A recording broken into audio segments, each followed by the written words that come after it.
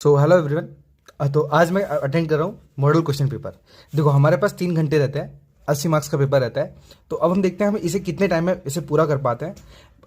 Just मैं मुझे अच्छी तरीके से मैथ्स आता है, तो मैं देखूंगा कि इसे किस प्रकार से हम पूरा कर सकते हैं और आपको किस प्रकार से सप्लीमेंट्री में लिखना चाहिए। ठीक है, तो चलिए चलिए तो हम स्टार्ट करते हैं। पेपर कितने टाइम में पूरा होगा, मीन्स हम सेक्शन कितने टाइम में कंप्लीट कर रहे हैं, तो उसके लिए हमने स्टॉप वॉच ली हुई है। ठीक है, जस्ट हम स्टार्ट करते हैं। और हमारे कॉपी के अंदर कुछ भी नहीं लिखा हुआ, मैंने देखो आप देख रहे हो एकदम कोरी रखी है, जस्ट नई की नई। ओके चलो तो हम स्टार्ट करते हैं। Stop watch and attend the question paper. चलो मैं पहले फोल्ड कर दूँ प्रॉपर तरीके से।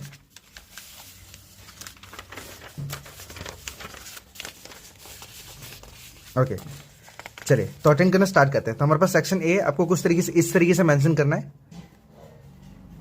Section A. अब इसमें पहले क्वेश्चन देखते हैं हमारे पास। तो पहला क्वेश्चन हमारे पास दिया है, state whether the following statements are true और फॉल्स। तो हमारे पास क्या करना है, आपको यहां पे #1 करके लिख देना है, ट्रू और फॉल्स। ओके अब आपको पॉइंट 1 लेना है। पॉइंट वन में क्या दिया हमारे पास, every rational number is a real number. देखो सबसे पहले रियल नंबर समझते हैं। रियल नंबर क्या होता है, देखो रियल नंबर दो चीजों से मिलकर बनता है। मैंने क्या किया, रफ वर्क यहाँ पे देखो, आपको समझाते भी जा रहा हूँ और जस्ट कंप्लीट भी कर रहा हूँ। तो जो रियल नंबर होता है वो दो नंबर से मिलकर बनता है रियल नंबर। एक तो रैशनल से प्लस और एक इरेशनल से। ओके रैशनल और इरेशनल से। तो अब यहां पे क्या बोला, एवरी रैशनल नंबर। तो every rational number is a real number, तो इज अ रियल नंबर, तो हाँ वो तो सही है। तो हमारे पास ये आ जाएगा स्टेटमेंट ट्रू।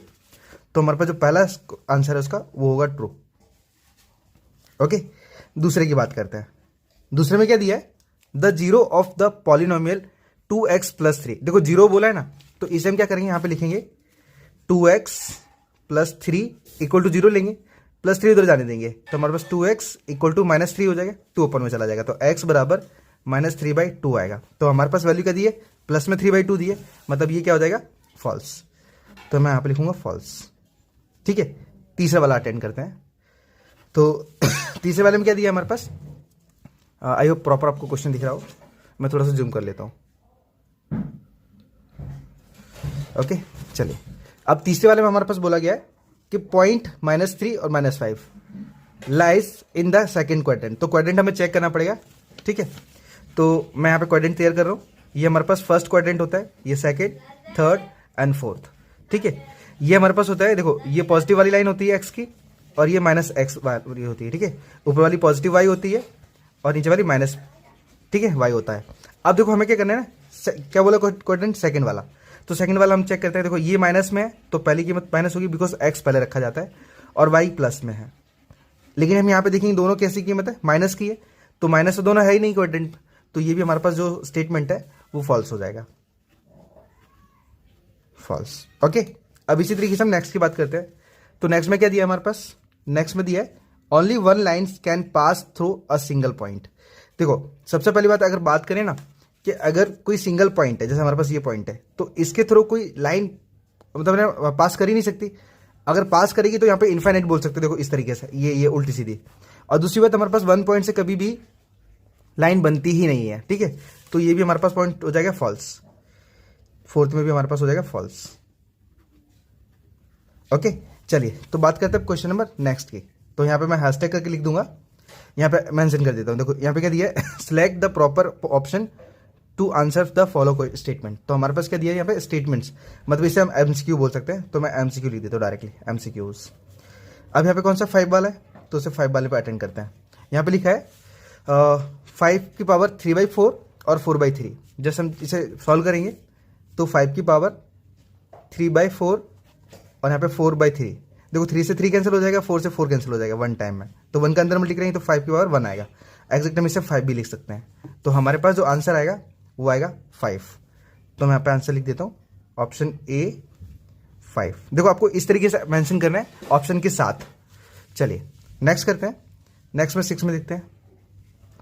6 में दिया है हमारे पास द लाइन ज्वाइनिंग पी, देखो P of 5 3 and 5 - 8 intersect the y axis x axis x axis और वाई एक्सिस। देखो तो यहाँ पे हमें कोऑर्डिनेट तैयार करना पड़ेगा। कोऑर्डिनेट के लिए मैंने ऑलरेडी यहाँ पे ग्राफ रखा हुआ है, हमें जस्ट चेक करना पड़ेगा यहाँ पे। Just wait a few minute. Okay चलिए, तो मैं पहले क्या करता हूँ, एक टेम्परेरी कोऑर्डिनेट तैयार करता हूँ। ये हमारे पास प्लस एक्स है, ये माइनस एक्स है, प्लस वाई है और ये माइनस वाई है। ठीक है, अब बोला कि हमारे पास पी ऑफ 5 और 3 दोनों पॉजिटिव है और एक्स की कीमत 5 दी गई है।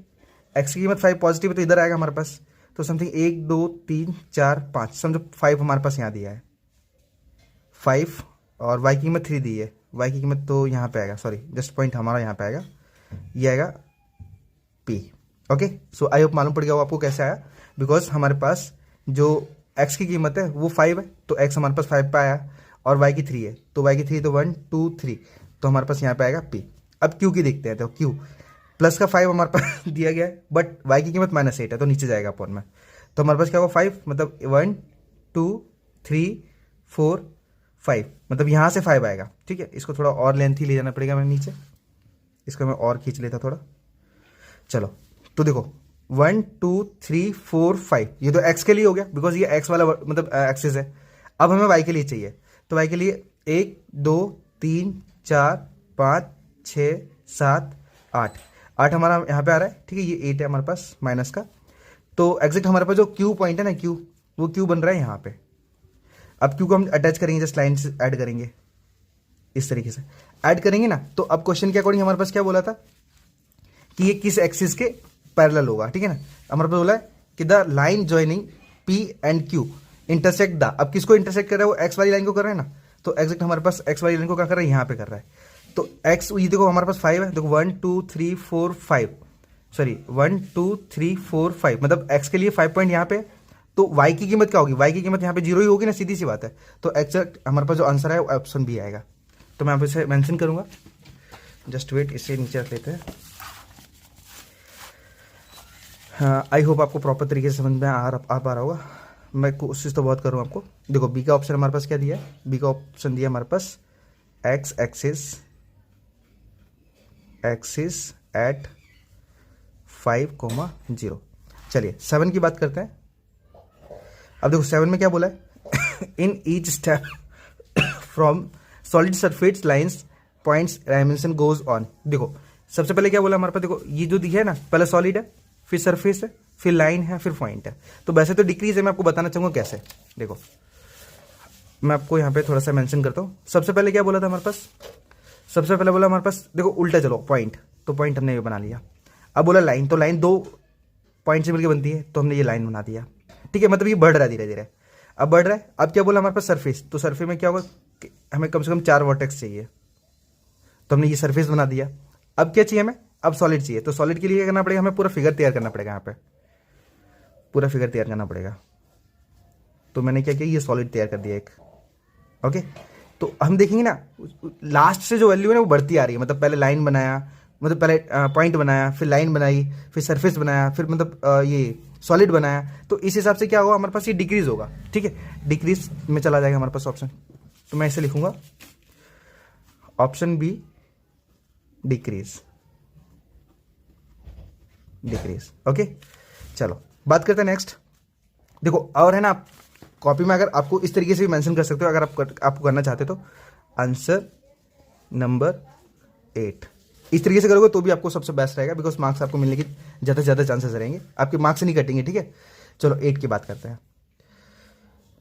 8 में क्या बोला हमारा, 8 तो हमने मेंशन कर ही दिया, सॉरी यहाँ पे नहीं करना था, चलो डैश करके। अब यहाँ पे क्या दिया है, according to Heron's formula the area of an equilateral triangles having each side A. अब आपको समझना है यहाँ पे, जैसे कोई ट्राइंगल है और उसकी तीनों साइड ए और ए है। ठीक है, तो हम हीरोन का फॉर्मूला लगाते हैं, तो हम रखेंगे रूट में एस, ब्रैकेट में एस माइनस ए, एस माइनस बी और एस माइनस सी, तो रूट में एस। अब जो एस माइनस ए है ना, देखो ए की कीमत हमारे पास ये भी ए है, ये भी ए है, ये भी ए है, मतलब ये हमारे पास ए की कीमत, ये बी की कीमत और ये सी की कीमत, तो रखेंगे हम एस माइनस ए, एस माइनस ए, एस माइनस ए। तो रूट का रूल क्या होता है ना कि जब कभी दो पेयर बनते हैं ना वो एक बार बाहर आ जाता है, तो हम उसे एस माइनस ए लिख सकते हैं।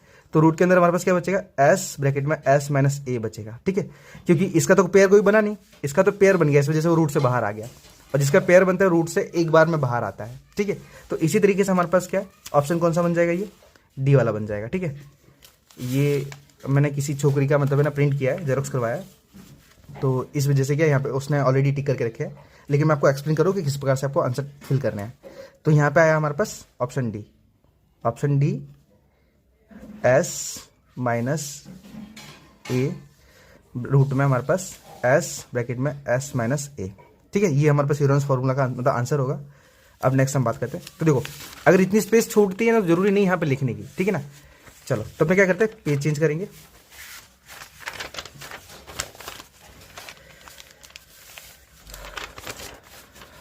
देखो मैं आपको एक्सप्लेन करूँ ना तब भी मेरे ख्याल से 3 घंटे के अंडर ही मैं कंप्लीट कर लूँगा, ठीक है। आपको जस्ट यहाँ दिखा भी रहा हूँ, देखो अभी हमारे पास 10 मिनट ही हुए इतने सारे क्वेश्चन अटेंड करने के बाद भी। चलो अब बात करते हैं आंसर नंबर 9 की। आंसर नंबर 9 में जस्ट चेक करेंगे 9 वाला क्वेश्चन को। 9वें में हमारे पास क्या आंसर बताएंगे। तो यहाँ पे दिया है 3 + √2 3 - √2। तो यहाँ पे क्या दिया है, देखो मेक, यहाँ बोला है fill in the blank so as to make each of the following statements true. देखो अगर मैं आपको शॉर्टली थोड़ा सा समझाऊँ ना तो आप क्या कर सकते हो ना, ये पहली संख्या का पहली x का मल्टीप्लाई 3 से कर सकते हो। तो हमारे पास क्या हो जाएगा, वो 3 × 3 = 9, फिर 3 से फिर 2 से करोगे तो हमारे पास ये प्लस है और ये माइनस है, तो माइनस का 3 का √2 से करोगे तो 3√2 हो जाएगा हमारे पास, 3√2। इसी तरीके से हमारे पास क्या होगा, अब इस बार क्या 2 की बारी आएगी, तो प्लस ये भी प्लस में ये भी प्लस में, तो √2 का 3 से करोगे तो हमारे पास क्या आएगा 3√2 आया। फिर हमारे पास क्या है, ये प्लस माइनस √2 का 2 से करेंगे, √2 से करेंगे तो हमारे पास 2 बचेगा। जैसे मैं शॉर्टली बता रहा हूँ थोड़ा सा, ठीक है। अब क्या करेंगे यहाँ पर पास कि 9, ये जो 3√2 है और ये प्लस था 3√2, ये आपस में कैंसिल हो जाएगा, तो बचेगा -2 लास्ट वाला, एंड इसे माइनस करेंगे तो हमारे पास बचेगा 7। ओके, तो यही हमारे पास आंसर हो जाएगा। देखो ऑलरेडी लिखा है ये 7। अब 10 वाले की बात करते हैं। तो आंसर नंबर 10, सॉरी थोड़ा सा क्या है जल्दबाजी के चक्कर में गलत हो जा रहा है। देखो इसमें क्या बोला हमारे पास, the coordinate of a point on the x axis lying at distance 5 unit from the origin on right sides of y axis. देखो एग्जैक्ट अगर हम बात करेंगे ना, ये हम वापस से उसमें आना पड़ेगा ग्राफ में। देखो अब ग्राफ में समझने की कोशिश करना ये वाले क्वेश्चन को भी। हमारे पास क्या कोऑर्डिनेट दिए गए हैं, ये पॉइंट दिए गए हैं, ठीक है ना, ये x y वगैरह ये सारे दिए गए हैं, इसको आप भूल जाओ, ये तो हमने उस क्वेश्चन के अकॉर्डिंग बताया था। अब यहाँ पे क्या बोला गया है, the coordinate of a point on x axis. देखो x एक्सिस दिया है, लाइंग एट डिस्टेंस 5 यूनिट, तो हमारे पास देखो 5 + 5 बोला ना, तो 1 2 3 4 और 5, मतलब पॉइंट हमारा यहाँ पे बन रहा है, ठीक है। अब आगे बोला फ्रॉम द ऑरिजिन मतलब क्या है, यहाँ पे ऑरिजिन ये मिड पॉइंट होता है ये वाला, ऑन द राइट साइड, देखो राइट साइड में बन रहा है, ऑफ y एक्सिस r। अब देखो अगर इसकी बात करेंगे ना तो पॉइंट हमारे पास यहाँ बन रहा है, तो y की कीमत तो ऊपर की तरफ बढ़ती है ना, तो यहाँ तो हमारे पास 0 ही होगी इस जगह पे, तो यहाँ पे आएगा हमारे पास 0, ठीक है। ये हमारे पास आंसर हो जाएगा इसका y का। सो मैं यहाँ पे एक बार मेंशन करना पड़ेगा हमें, चलो मेंशन करते हैं। तो आंसर नंबर 10 यहाँ पे हमारे पास आएगा 10 में 0, ओके 0। चलिए करते नेक्स्ट अटेंड। नेक्स्ट हमारे पास ये दिया गया है, आपको प्रॉपर दिख रहा है क्वेश्चन, जस्ट थोड़ा सा मैं जूम आउट करता हूँ, ओके। यहाँ पे दिया है क्वेश्चन नंबर कौन सा है, थोड़ा ब्लरी हो गया है, 11 वाला है। तो आंसर नंबर 11, देखो अब इसमें क्या दिया हमारे पास, इसमें बोला है ट्रायंगल ABC और PQR है हमारे पास, 2 ट्रायंगल है ABC और PQR। उसमें हमारे पास देखो, इसमें मैं आपको ये सब एक्सप्लेन करता हूँ। एक ट्रायंगल हमारे पास ABC है, दूसरा हमारे पास PQR है, ठीक है। अब एंगल A P के बराबर है, तो एंगल A P के बराबर है, ठीक है। B R के बराबर है, तो B P Q R A B C, B R के बराबर है। अब आगे बोला है एंगल सी क्यू के बराबर है, तो जो सी है वो क्यू के बराबर है। आगे बोला है A B equal to P R, A B equal to P R, B C equal to, B C हमारे पास कौन सी, ये है, और ये क्यू आर है, ठीक है। आगे दिया ए सी, ये ए सी किसके, पी क्यू के बराबर है, पी क्यू के बराबर है। दैट अब हमें बोला triangle A B C, triangle A B C congruent. अब देखो हमारे पास यहाँ पे जो दिया है ना ये पी क्यू आर, ये कैसा आया, तो ऑलवेज याद रखना है कि जो कॉन्ग्रुएंट वाला रूल होता है ना उसमें कोई भी आपको 3 पॉइंट बताने होते हैं। जैसे यहाँ पे तो देखो आंसर हमारे पास दिए गए हैं, side side side, angle angle angle, मतलब कोई भी पॉइंट बता सकते हैं, साइड एंगल साइड, तो इससे हम आसानी से प्रूव कर सकते हैं, कोई बड़ी बात नहीं है। तो हमारे पास जो फिल इन द ब्लैंक है ना वहाँ पे आएगा answer triangle P Q are. मतलब कहने का मतलब है कि ये दोनों ट्राइंगल एक दूसरे के कॉन्ग्रुएंट हैं, क्योंकि हमारे पास इतनी सारी चीज़ें दी गई तो हम तो आसानी से प्रूव कर देंगे इसे। तो हमारे पास इसका answer triangle P Q are आएगा। मैं अब लिखूंगा इसका जो ब्लैंक है, ठीक है, triangle A B C is congruent to triangle P Q R, ठीक है, ये हो जाएगा। चलिए अब बात करते हैं हम क्वेश्चन नंबर 12 की। तो हम लिखेंगे यहाँ पे आंसर नंबर 12। तो 12 में क्या दिया हमारे पास, 12 में समझते हैं। लिखा है the class mark of the class 70 to 90 is. अब देखो हमारे पास क्या क्लास मार्क की बात की ना, तो इसमें क्या मिड वैल्यू निकालो। तो मिड कैसे निकालोगे, जस्ट 90 में से आप 70 माइनस करो तो 20 बचेगा। अब 20 जस्ट वेट, और 90 और 20, हाँ सर हमको क्लास मार्क चाहिए ना, तो इन दोनों को ऐड कर लो। तो ऐड करोगे समथिंग हमारे पास कितना आएगा, 190 तो पॉसिबल नहीं है, इन दोनों की मिड वैल्यू हमारे पास 80 हो जाएगी। आंसर 80 ही आएगा क्योंकि क्लास मार्क बोला है, तो इन दोनों की मिड वैल्यू आती है। तो 70 और 90 के बीच में कौन आता है, 80 आता है। तो इसका जो आंसर होगा ना वो 80 होगा, 80 होगा, ठीक है। अगर आपके पास टाइम ज़्यादा है तो आप क्या कर सकते हो, इस पूरे पॉइंट को लिख सकते हो। बाकी आप है ना इन मतलब ये टाइम वेस्ट करना ही है। अगर आप सारे के सारे क्वेश्चन प्रॉपर तरीके से अटेंड करोगे ना लिख के, तो आपका टाइम वेस्ट ज़्यादा होगा। तो आपको कुछ इस तरीके से मतलब लिखना है, और बाकी के क्वेश्चन हम नेक्स्ट सेक्शन में करेंगे, ठीक है। अभी हमने 16 मिनट 40 सेकंड में कंप्लीट कर लिया, जिसमें स्टॉप करता हूँ, ठीक है। कौन सा सेक्शन ए, हमने सेक्शन ए 16 मिनट 42 सेकंड में कंप्लीट कर लिया, जस्ट मैं इसे सेव कर लेता हूँ, स्क्रीनशॉट पढ़ लेता हूँ, ठीक है। तो सॉरी एवरीबॉडी, एग्जैक्ट हमसे ना ये कुछ क्वेश्चन छूट गए थे, 4 क्वेश्चन है जो कि मैंने ध्यान नहीं दे पाए थे, तो मैंने क्या उसी टाइमिंग में ऐड कर रहा हूँ, ठीक है। आप आगे देखते जाओगे तो आपको मालूम पड़ जाएगा। तो हम फटाफट इनको भी ऐड कर लेते हैं कुछ टाइमिंग के अंदर। देखिए हमारा आंसर नंबर 13। अब यहाँ पे क्या बोला गया है कि 4 quadratic polynomial P of X equal to 3x² minus 2x plus 1, इसमें -1 की कीमत रखनी है हमारे पास। तो मैं लिखूंगा P of X equal to 3x² minus 2x plus 1। So -1 हमें रखना है, तो x इक्वल टू हमारे पास -1, ठीक है, -1 रखेंगे। अब यहाँ पे क्या करेंगे, p ऑफ -1 इक्वल टू 3 -1 का square minus 2x, sorry 2x नहीं आएगा यहाँ पे, -1 ही आएगा, -1 और प्लस का 1 इक्वल टू, देखो -1 का स्क्वायर +1 हो जाता है, और +1 का 3 से मल्टीप्लाई करेंगे तो 3 आएगा। फिर ये माइनस माइनस प्लस हो जाएगा 1 नहीं सॉरी 2 हो जाएगा, क्योंकि 2 1 2 एंड प्लस 1 इक्वल टू, तो 2 और 1 3, 3 और 3 हमारे पास 6 हो जाएगा। तो एग्जैक्ट इसका आंसर 3 हो जाएगा, आंसर नंबर 14। तो 14 में क्या बोला गया हमारे पास, 14 में बोला है state the perpendicular distance of point 7 - 5 from the x axis. तो हमने ग्राफ ऑलरेडी लिया हुआ है, जस्ट वेट, ये हमारा टाइमिंग चल रहा है। मैं फटाफट एक टेम्परेरी ग्राफ तैयार कर लेता हूँ यहाँ पे भी।